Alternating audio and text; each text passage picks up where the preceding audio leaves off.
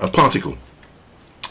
The two-hole experiment is, in my opinion, the most ridiculous experiment ever in science. Because in any other discipline in science, this experiment and its interpretation would have been laughed at and dismissed immediately. It is the epitome of mythomania and irrationality. It is the epitome of wanting to find ghosts and looking for them and then interpreting the results in the most irrational way to make sure that it fits what we want it to fit. And this is the example. If you kick an animal that is lying there, a sleeping poor dog, and it moves, it is ridiculous to claim that the animal is Mystic Meg, clairvoyant. You did it. Similarly, if you introduce a variable in an experiment and the results change, then you did it. The universe did not change, it didn't lie, it doesn't hide something from you. You're the one that just corrupted the experiment and you did it. So now you have to find a simple rational answer. Why and how could it have happened, rather than believing that no, these particle waves, not only are they dual in nature, but they also can tell that we're looking at them. So let's see. This is the bare bones, and again I apologize for the quality of this thing, but anyway, I think it's clear enough. The two-hole experiment begins, first of all, if you have a source of light here and you introduce a photon of light, it goes straight through it and it builds a single peak here on the photographic plate or whatever it is that we're looking at it, and that looks like if you were to fire bullets from a gun, you probably would get that sort of a distribution in a single place and mostly hitting, if you like, the target in one place. So that is the interpretation of the particle behavior, if you like. Now if you have, again, the source of light and there are two holes in here, and both of these holes are open one at a time. In other words, you open, this one is closed, you open that one. What you get from both of these holes open one at a time, you get two peaks. Again, simply like if somebody was sitting there with a gun and firing bullets. From this hole you get that peak, from this hole you get that peak, and again this is a perfectly rational interpretation that it behaves like a particle. However, if you have the motion source, electrons and photons, but by the way, pay a great deal of attention please for this, the electrons do exactly the same as photons, produce these interference patterns, and that no mind should accept that these two are, the electrons are negatively charged and repel one another, because this could never happen if that was the case. For them to show interference patterns, that's not possible, but I've discussed this before. The only way electrons show, or all photons, repulsion is because the direction of motion is opposing. So if you introduce a source of light and you have both of these holes open, the light seems to go through both of these, and then they interfere, and an interference pattern is then observed, like a wave. In other words, they reinforce each other and cancel each other out, just like waves would do, the waves, crusts and the troughs. And you would then get, like that, bands of dark and light, where there are no waves, where the crust of, the troughs have cancelled each other out, or crusts and troughs have cancelled each other out, or the waves have reinforced one another, where you get the light bands as an interference pattern. The thing one other observation here, if you look very carefully, it means that wave is almost indefinitely divisible. It can break apart and enter into those the molecule or the atoms of the film where it reacts, and here there are none. So it's broken up. It's broken up here, it's broken up there, it's broken up there, and where the light bands are, it shows no interference. So therefore, if you think about it, it's broken and reacted, and another place there is no motion wave. So they're capable of breaking apart indefinitely. When we are not blocking a hole but are merely observing, this is the most famous nonsense you've ever heard, that when we block one of the hole but are merely observing, how is that possible? How the hell could you observe a photon or an electron without the photon and the electron being aware of you. Meaning, whatever you've placed it, because you're not looking at this with your eye from a million miles away, you've obviously got some kind of a electromagnetic device, some kind of a magnetic device, that you could be observing this without affecting the behavior of the photon or the electron in the first place. That's a nonsense. You've already corrupted the experiment at that level.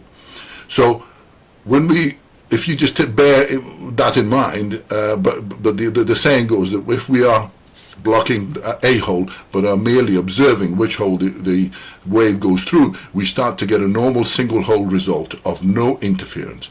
The photon must know we're looking at it as it starts to behave itself and shed its magical dual existence, so it goes back into the thing. But remember, they're looking at one hole at a time, and now the other hole goes through and it behaves again through both holes as a particle rather than a wave. This, I think, is an important thing. We have just touched the photon and we have modified its behavior. And there is a perfectly reasonable, rational explanation that I can think of. You could probably think of a better one, but it certainly has nothing to do with magic and mystery. So why choose the idiotic alternative over looking for a simple and obvious one, that is, that we have just affected it? Remember, when we're not looking at it, it behaves normally as a wave. As soon as we start to look at it, but or in this case, observing it without actually touching it, they behave. But the idea that we have not just corrupted the experiment, why have we not realized that we've just done it? Because every time we do it, it changes its behavior. So it's us that's doing it. We are kicking the dog every time, and the dog's moving.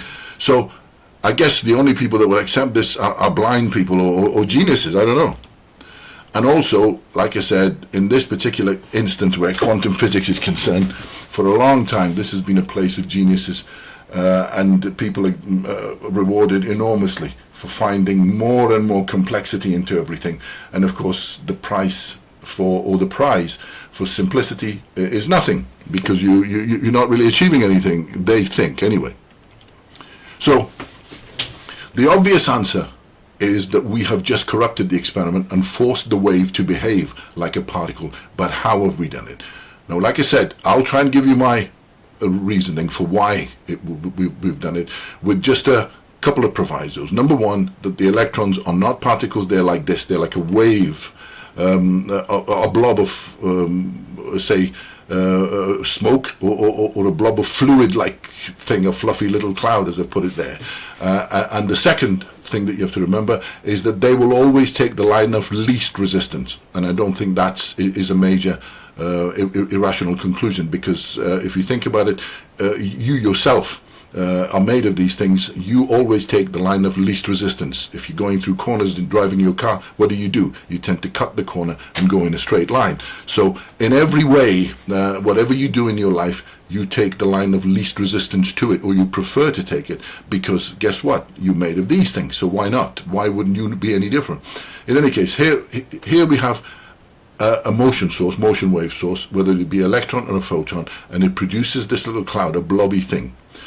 Here are the two holes that it comes to. It goes through to approaches these two holes.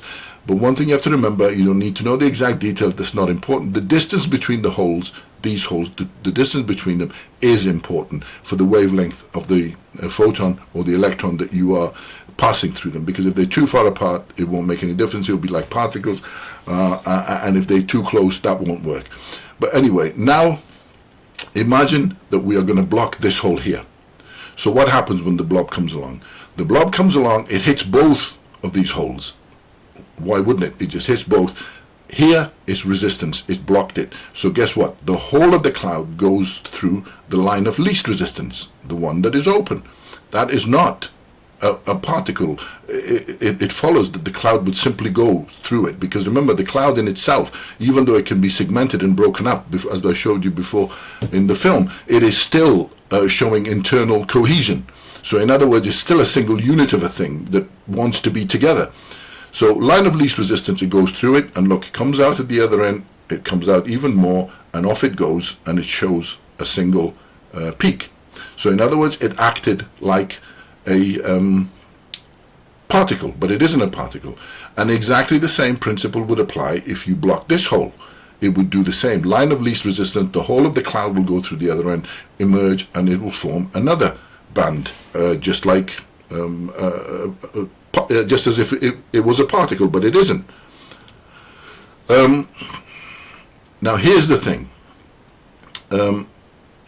When both holes are open at the same time, guess what happens? Even this actually would happen even if it was a single photon, which is an interesting one. So the blob would come to the both holes, and guess what? Since both holes are open, there's no resistance. They both have the same resistance value. So why would this one it prefer one or the other? The answer is it doesn't. It goes through both of them, and as it goes through both of them, at the other side, they recombine, because they have internal affinity with one another. It's no big deal. In fact, you can actually do this experiment if you wanted yourself. Take a cardboard, put two holes right next to each other, and on top of it put a blob of water and see what happens. The water will go through both holes and recombine on the other side of the cardboard as a single droplet again. And guess why? Because this is what water is made of. This is what gives water its fluidity. So now you have both of them going through there, and now the two halves recombine and show an interference pattern.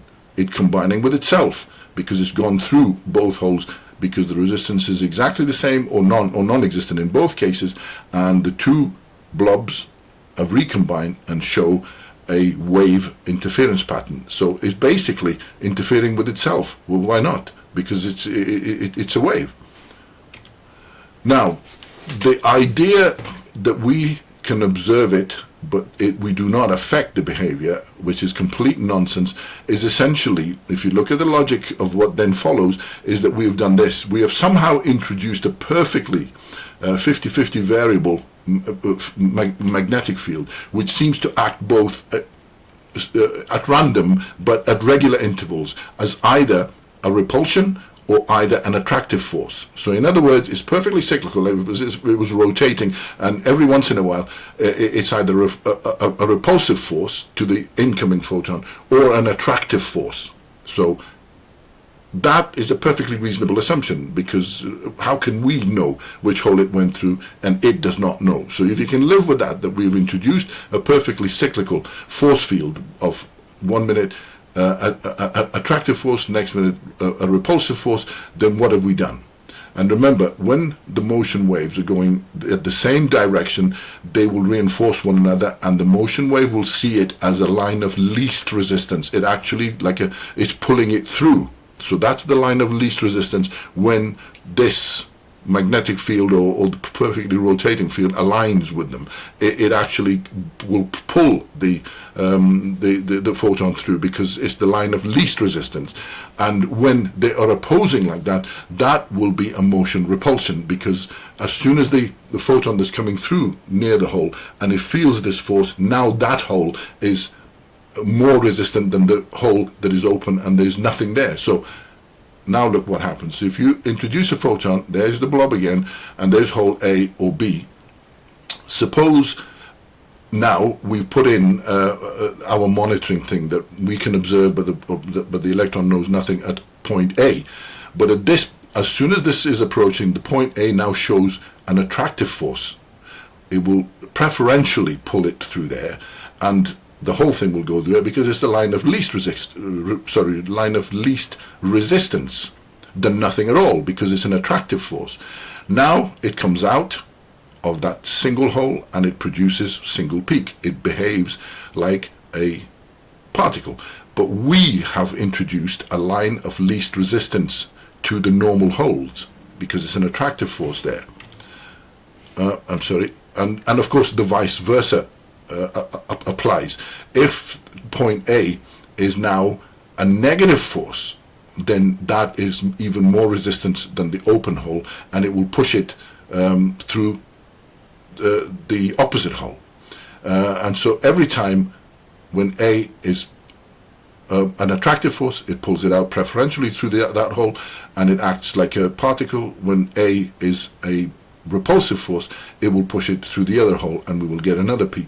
And that is why it behaves like a particle when we're observing it, because we have actually introduced this corruption into the experiment. Anyway, that was an example, and hopefully you can see that the idea that inanimate objects can actually tell and they know something and is magic is nonsense. We have corrupted that experiment, and maybe you can think of a better reason than I can. But anyway, if you need a systematic explanation of stuff in this video and all of the other ones, please get this book. It's free from Kindle, ebook, and hopefully that might inspire you not only to see the problems in physics, but also to come up with a solution, because someone has to. As time progresses, physics moves more and more and more away from science, and it will be impossible to pull it back. It's so dominated by mathematics that physicists can't even look at nature anymore. Nature is something they manufacture rather than observe. So it's madness. Anyway, thanks.